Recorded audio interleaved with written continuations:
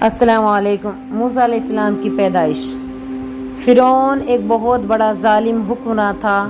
اس کو کچھ آسمانی کتابوں کے ذریعے یہ بات معلوم ہوئی کہ بنی اسرائیل میں ایک ایسا بچہ پیدا ہوگا کہ جو فرعون کی سلطنت کو ٹھکرائے گا اور فرعون کی خدائی کا دعویٰ ختم کر دے گا۔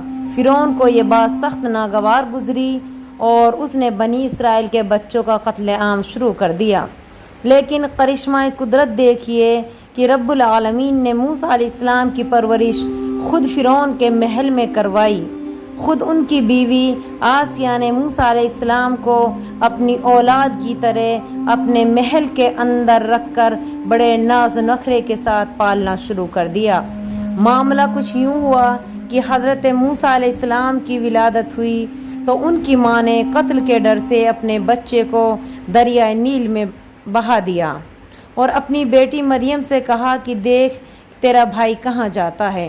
موسیٰ علیہ السلام بہتے ہوئے فرعون کے محل کے پاس پہنچے تو حضرت آسیہ کی نظر ان پہ پڑی اور انہوں نے باکس کھولا، وہ صندوق جس میں موسیٰ علیہ السلام تھے اس کو کھولا تو بڑا پیارا بچہ اس میں نظر آیا۔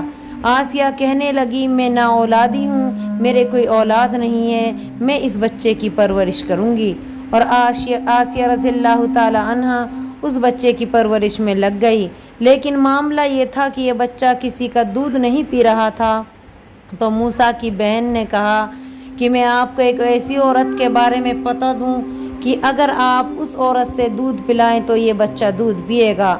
تو انہوں نے کہا جلد بتاؤ۔ تو حضرت مریم جو موسیٰ کی بہن تھی کہنے لگی کہ وہ عورت فلاں جگہ ہے۔ پھر موسیٰ کی ماں کو بلایا گیا تو موسیٰ کی ماں نے جیسے ہی دودھ پلایا موسیٰ علیہ السلام نے دودھ پینا شروع کر دیا اور آسیہ نے کہا آج سے تم ہی اس بچے کی پرورش کرو گی۔ اس طرح موسیٰ علیہ السلام جو کہ ایک نبی تھے، اللہ رب العالمین نے ان کو ان کی ماں کی طرف لوٹا دیا اور اللہ پاک نے ارشاد فرمایا تھا کہ ہم نے موسیٰ کو ان کی ماں کی آنکھوں کی جو ٹھنڈک تھی ان کی طرف لوٹا دیا۔ السلام علیکم۔